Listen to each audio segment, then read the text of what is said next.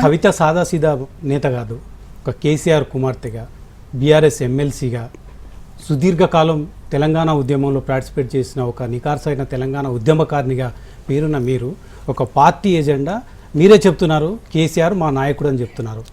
BRS పార్టీని ఆయన ఈరోజు ముందుండి నడిపిస్తున్న నేపథ్యంలో బీఆర్ఎస్ పార్టీ పిలుపునందుకొని మీరు ముందుకెళ్లాల్సిన కల్వకుంట్ల కవిత సొంత ఎజెండాతో ఎందుకు ముందుకు పోతుంది? ఈరోజు ఆర్డినెన్స్ను వ్యతిరేకించారు. 42% బీసీ రిజర్వేషన్ల పేరుతో కాంగ్రెస్ పార్టీ దగా చేస్తుంది అంటున్నారు. పార్టీ స్టాండ్ వేరు, కల్వకుంట్ల కవిత స్టాండ్ వేరు. దీన్ని ఎట్లా చూస్తారు మీరు? అది కరెక్ట్ కాదండి, మీరు తప్పు చెప్తున్నారు. ఎందుకోసం అంటే మీరు తప్పు చెప్తున్నారంటే అనుకుంటున్నారు కొంతమంది. ఎందుకోసం అంటే ఏ మనిషికైనా ఒక వృత్తి ప్రవృత్తి అనేటటువంటి రెండు ఉంటాయి. నేను తెలంగాణ ఉద్యమంలోకి వచ్చినప్పుడు డైరెక్ట్గా బీఆర్ఎస్లో జాయిన్ కాలేదు.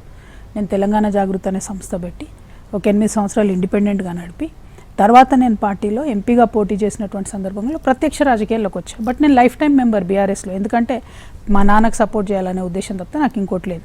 బట్ నేను సంస్థగా వ్యక్తిగా ఇండిపెండెంట్గా ఉన్నా మొదటి నుంచి కూడా.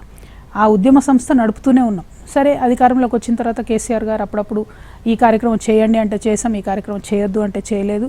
ఎందుకంటే ఆ టైంలో కానీ ఏ టైంలో అయినా కేసీఆర్ గారు చెప్పింది వినుకుంటూ వెళ్ళాం.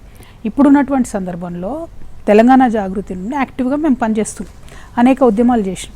కేసీఆర్ గారు అధికారంలో ఉన్నప్పుడు కూడా మహిళా బిల్లు కోసం నేను ఢిల్లీలో దీక్షలు చేసిన. అదేవిధంగా ఇవాళ మేము బీసీల కోసం దీక్షలు చేస్తున్నాం. ఒక అంశాన్ని సీరియస్గా పట్టుకొని లోతుగా పనిచేసేటటువంటి క్రమంలో కొన్ని వైరుధ్యాలు వస్తాయి, కానీ అవి అభిప్రాయ భేదాలు తప్పితే భేదాభిప్రాయాలు కాదు. నాకు బీఆర్ఎస్తో భేదాభిప్రాయాలు లేవండి.